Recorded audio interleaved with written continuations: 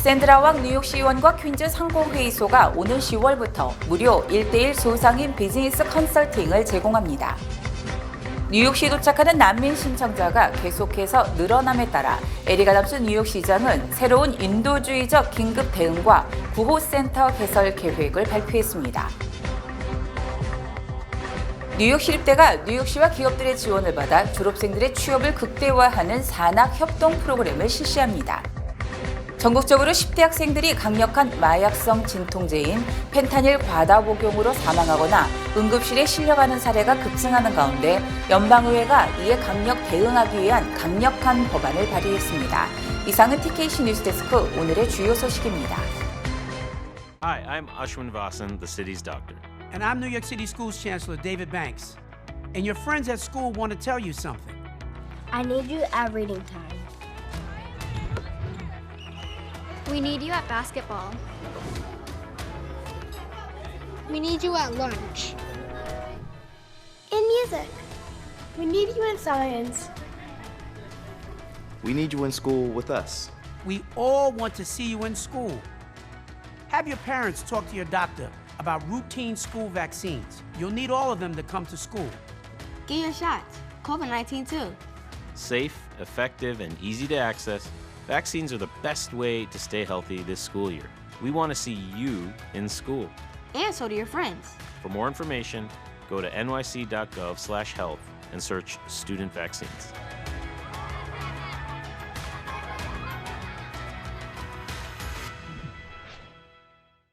시청자 여러분 안녕하십니까? 9월 23일 금요일 TKC 뉴스데스크 첫 소식입니다. 샌드라왕 뉴욕시의원과 퀸즈 상공회의소가 오는 10월부터 무료 1:1 소상인 비즈니스 컨설팅을 제공합니다. 황 의원과 퀸즈 상공회의소 토마스 크레치 회장은 22일 샌드라왕 의원 지역구 사무실에서 기자회견을 갖고 많은 한인 소상인들이 오는 10월부터 무료로 제공되는 소상인 비즈니스 컨설팅 서비스를 적극적으로 이용해 줄 것을 당부했습니다. 황 의원은 플러싱 지역 소상인들은 언어 장벽으로 정부 제공 혜택과 서비스를 받지 못하기 때문에 자신의 사무실에서 1:1 서비스를 제공하게 됐다고 소개했습니다. I feel sometimes like the Flushing community, District 20, we don't get the resources that we should be getting. And, when I met with Susan and Tom, we had a long discussion about, what Queen's Chamber can offer to small businesses. So I'm very happy here to announce that, we will be hosting Queen's Chamber here. 퀸즈 상공회의소 소장인 자원 네트워크 직원은 10월부터 매주 첫째, 셋째 목요일 오전 11시부터 오후 2시까지 샌드라왕 사무실에서 컨설팅을 제공합니다. 자금 조달부터 정부 보조금, 웹사이트 구축 등에 필요한 기술 지원, 법률 자문 등 소상인들에게 맞춤형 서비스가 제공됩니다. Having somebody here that speaks the native language, having somebody here that understands the needs of small business through my chamber, our chamber, and Susan will be a huge shot in the arm as we finally exit this terrible, terrible COVID situation. 무료 컨설팅은 반드시 전화 또는 이메일로 예약이 필요하며 한국어 통역도 가능합니다. 뉴욕시에 도착하는 난민 신청자가 계속해서 늘어남에 따라 에릭 아담스 뉴욕시장은 새로운 인도주의적 긴급 대응과 구호센터를 개설할 계획을 발표했습니다. 두 곳의 인도주의적 긴급 대응과 구호센터는 앞으로 몇 주 안에 문을 열 예정이며 성인 난민 신청자들을 위한 첫 번째 센터는 오차드 비치에 위치하게 됐습니다. 두 번째 센터가 지어질 장소는 아직 결정 중에 있으며 필요에 따라서 더 많은 센터가 문을 열 것으로 예상됩니다. 난민 신청자들을 태운 버스는 해당 센터에 바로 도착하게 될 것이며 난민 신청자들에게는 피난처와 음식, 의료 서비스 등이 제공됩니다. 또한 뉴욕시 내 혹은 시외의 가족과 친구들에게 난민 신청자 인계를 포함한 다양한 정착을 위한 선택지가 제공될 예정입니다. 텍사스와 플로리다 정부가 최근 11,000명 이상의 난민 신청자들을 뉴욕시로 보내면서 뉴욕시는 이들을 수용하기 위한 방법 모색에 분주히 움직이고 있습니다. 뉴욕시는 그동안 난민 신청자들을 위한 호텔 등 거주를 위한 재정적 지원을 해왔으나 계속해서 늘어나는 난민 신청자들을 수용하기 위해 에릭 아담스 시장은 크루즈를 이용할 계획도 발표한 바 있습니다. 뉴욕 시립대가 뉴욕시와 기업들의 지원을 받아 졸업생들의 취업을 극대화하는 산학 협동 프로그램을 실시합니다. 뉴욕 시립대는 1,600만 달러의 기금을 마련해 내년부터 매년 3,000명 정도의 학생들에게 기업 인턴일과 기술을 배울 수 있는 견습 기회를 제공해 오는 2030년부터는 전체 졸업생의 80%가 졸업 후 6개월 안에 취업할 수 있도록 하겠다고 밝혔습니다.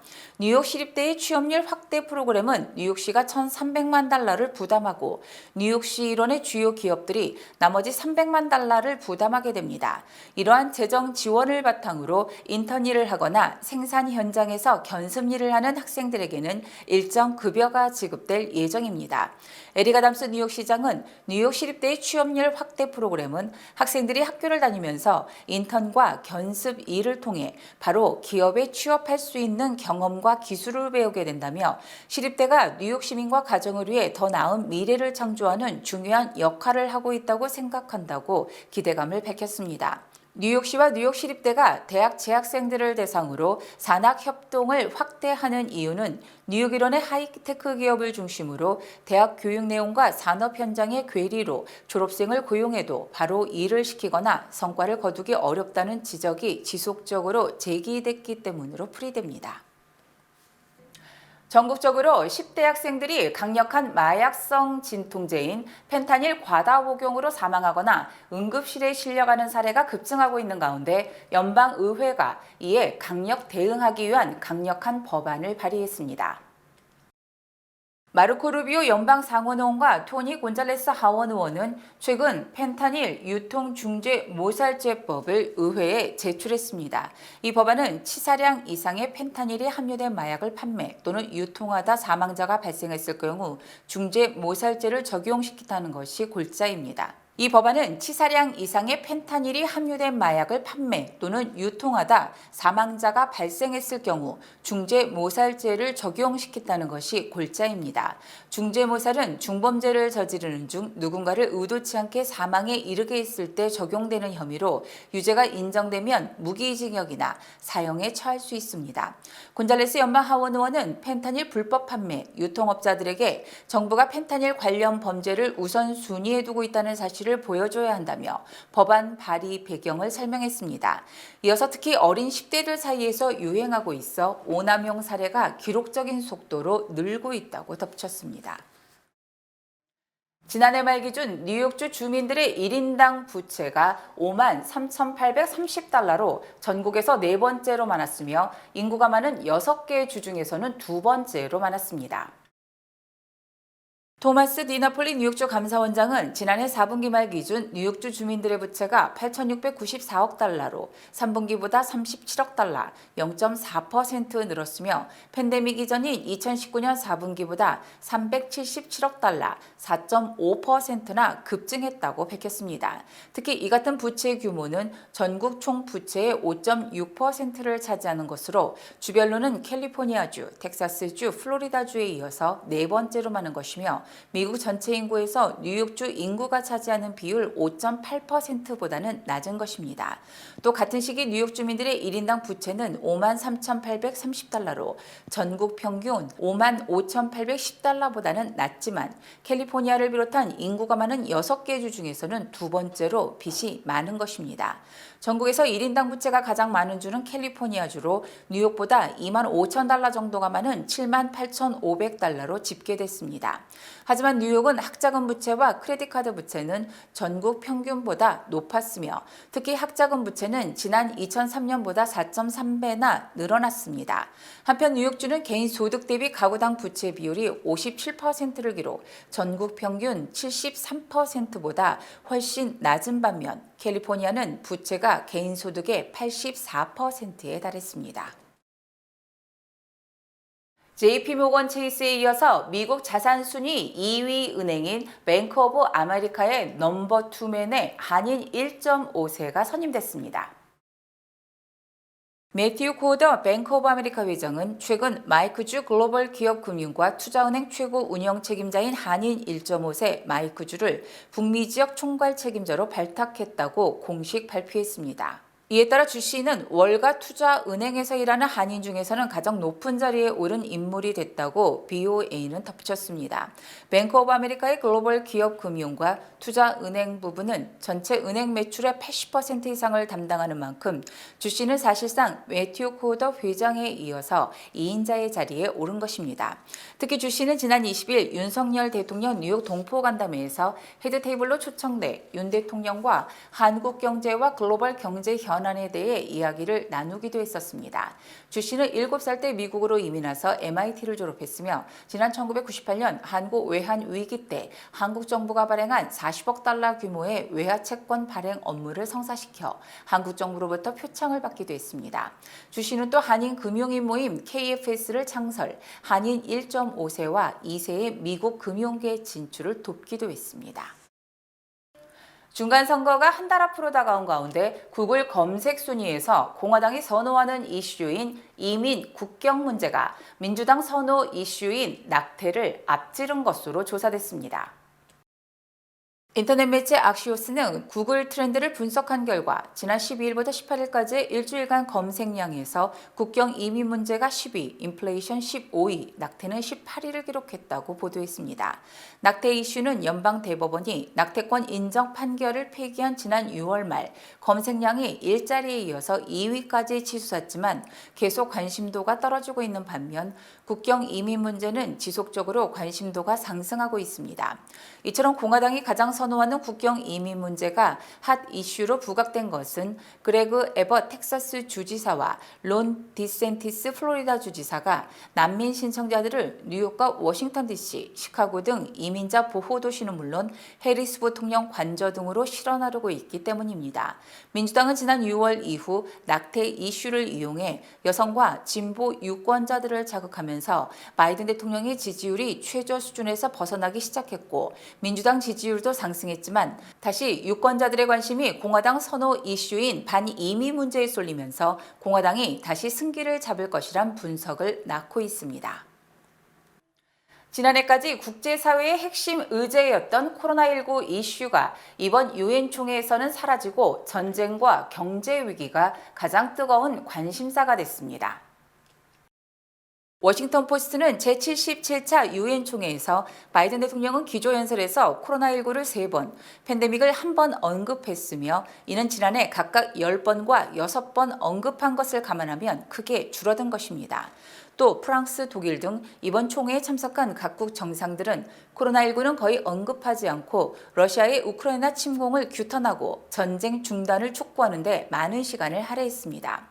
워싱턴 포스트는 이번 총회는 전쟁과 이란 핵 문제, 에티오피아 내전, 미중 대립, 엘리자베스 2세 영국 여왕 서거, 세계 경제 위기 등 다양한 문제가 코로나19보다 앞서는 의제가 됐다고 지적했습니다. 하지만 세계보건기구는 코로나19 위기가 아직 종식되지 않은 현재 진행형이며 빈곤국의 접종률이 19%에 그친다며 국제사회의 공동 대처가 필요하며 특히 백신 개발과 지원을 촉구했습니다. 미국 대학원에 지원한 한국 국적 유학생이 2년 연속 증가했습니다. 미 대학원위원회가 발표한 대학원 유학생 등록 현황에 따르면 2021년 가을학기 미국 대학원에 지원한 한국 국적 유학생은 전년 대비 3% 증가했습니다. 또 지난 2020년 가을학기에도 미국 대학원에 지원한 한국 학생은 전년보다 3% 증가, 2년 연속 증가세를 보였습니다. 미국 대학원 한국인 지원자는 2016년부터 2020년까지 매년 전년보다 줄어들거나 제자리 걸음을 해오다 모처럼 2년 연속 증가를 기록한 것입니다. 또 2021년 가을학기 대학원 석박사 과정에 등록한 한국인 학생도 전년보다 11% 늘었습니다. 하지만 이는 2020년 가을학기 입학 허가를 받았지만 코로나19로 입학을 미뤘던 학생이 대거 등록했기 때문에 급증했을 가능성도 배제할 수 없습니다. 한편 2021년 가을학기 대학원 입학 증가율은 인도 국적자는 무려 5.3배나 늘었고 일본은 29%, 대만은 84% 등으로 한국 국적 유학생보다 훨씬 높았습니다. 미국이 수개월간 비공식 채널을 통해 러시아 측의 핵무기를 사용하지 말라고 경고해왔다는 주장이 제기됐으며 러시아 측은 이를 사용하지 못할 것이라는 전망이 나오고 있습니다. 워싱턴 포스트는 익명의 관리를 인용, 미국 정부가 러시아 측의 핵무기 사용 때 중대한 결과가 뒤따를 것이라고 경고해 오고 있으며 구체적 결과에 대해서는 일부러 모호하게 함으로써 러시아 정부가 미국의 대응을 우려하고 있다고 보도했습니다. 이 관리는 이 같은 비공식 채널을 통한 러시아 정부와의 소통이 최근 몇 달간 계속됐다고 전했습니다. 또 푸틴 러시아 대통령과 러시아 국가안보회의 관계자들이 전략 핵무기를 포함한 모든 무기를 사용할 것이라고 경고하고 있지만 러시아가 이를 사용할 경우 얻는 것보다 잃는 것이 많아서 엄포에 그칠 것이라는 주장이 제기됐습니다. 월스트리트저널은 오늘 북한 김정은 외에 핵무기를 사용할 가능성이 있는 지도자는 푸틴 대통령이 유일하지만 만약 제한적으로라도 핵무기를 사용한다면 즉각적으로 세계 대전으로 전환될 것이라고 보도했습니다. 특히 현재 우크라이나에 무기만 지원하는 등 제한적인 대응에 나서고 있는 북대서양 조약기구 나토 회원국들이 즉각 전투에 나설 수밖에 없기 때문에 러시아가 핵을 사용한다면 수많은 나라를 적으로 만들면서 자신들이 위험에 빠질 것으로 전망했습니다. 또 무기 전문가들은 제2차 세계대전 이후 핵무기가 사용된 적이 없고 러시아의 시스템이 노후돼 있어 만약 핵을 사용하려 하더라도 제대로 작동하지 않을 가능성도 배제할 수 없다고 지적했습니다. 러시아가 우크라이나 전쟁에 보낼 예비군 징집을 본격적으로 시작하면서 곳곳에서 수많은 가족들이 생이별을 하고 있는 가운데 국경에서는 동원을 피하려는 탈출 행렬이 이어지고 있습니다. 문준보 기자의 보도입니다. 러시아 동부 시베리아의 도시 네륜그리의 입영센터. 소집 통지를 받은 남성들이 가족들과 마지막이 될지도 모를 작별 인사를 나눕니다. 놔주지 않을 것처럼 부둥켜 안지만 소용없습니다. 남겨진 가족은 오열합니다. 버스에 오른 남성은 유리창 너머로 아이에게 입을 맞춥니다. 러시아는 전투 경험이 있는 예비군만 동원할 거라고 했지만 앳된 학생도 소집됐습니다. Потому что по приказу президента студентов был указ не брать. Это неправильно. 국경지대에선 군 동원을 피하기 위한 대탈출이 계속되고 있습니다. 러시아와 국경을 접한 조지아 검문소에는 밤새 5km 넘게 정체가 빚어졌습니다. Но очень много людей, видимо, хотят за границу и складывается такой, сумбур, очень много машин. Там, я так понимаю, я просто приехал в 5 утра примерно. 러시아 정부는 이런 탈출 행렬에 대한 보도를 과장 보도라고 주장하며 동원령 발동 하루 만에 10,000명 이상이 자원 입대했다고 주장했습니다. 러시아 내 반전 시위는 더 격렬해지고 있습니다. 푸틴의 정적인 야권운동가 세르게이 나발니도 옥중 인터뷰를 통해 저항운동에 나설 것을 촉구했습니다. Еще огромное количество российских граждан, которые, в общем-то, должны просто нормально жить, заниматься своими семьями. Поэтому, конечно, гораздо большего масштаба. 러시아가 점령 중인 우크라이나 4개 주에선 오늘부터 닷새간 러시아 편입을 위한 주민투표가 시작됐습니다. 러시아는 투표 결과를 전쟁 연장의 명분으로 삼겠다는 심산이지만 미국을 비롯한 서방은 병합을 인정하지 않겠다고 밝혔습니다. SBS 문주모입니다. 주요 단신 전해드립니다. 지난 22일 서울 외환시장에서 원달러 환율이 1,400원을 뚫은 데 이어서 23일 또다시 1,414.5원으로 치솟았습니다. 어제 뉴욕 시경 소속 경찰과 위생국, 홈리스국 소셜워커들이 맨하탄 차이나타운 인근과 맨하탄 브릿지 일대의 홈리스 텐트 등을 철거하고 청소 작업을 벌였습니다. 흑인 남성이 자신을 폭행했다고 허위 신고에 우리를 빚은 백인 여성 에이미 쿠퍼가 어제 자신을 해고한 직장을 상대로 제기한 손해배상 소송에서 패소했습니다. 지난 9일 뉴저지주의 한 고등학교 풋볼 선수가 경기 중 부상을 입어 입원 치료를 받다 지난 21일 결국 목숨을 잃었습니다. 아마존 프라임 서비스의 고객 착취 의혹을 조사 중인 연방거래위원회가 아마존 창업주 제프 베이조스 이사회 의장과 앤디 제시 최고 경영자를 소환해 조사하기로 했습니다. 트윗과 페이스북 등에서 쫓겨나자 자신의 소셜미디어를 만들었던 트럼프 전 대통령에 대해 페이스북이 내년 1월 복귀 여부를 결정할 것이라고 밝혔습니다. 지난 2018년과 2019년 737 맥스 항공의 2차례 추락 사고와 관련해 투자자들을 속인 혐의를 받고 있는 보잉사가 조사 종결을 조건으로 연방증권거래위원회에 $2억 내기로 합의했습니다. 캘리포니아주 정부로부터 직장 내 인종차별, 괴롭힘 등의 혐의로 고소당한 테슬라가 캘리포니아 정부가 소송 전 합의 기회를 박탈했다며 맞소송을 제기했습니다. 이상으로 9월 23일 금요일 TKC 뉴스데스크를 마칩니다. 시청해주신 여러분 고맙습니다.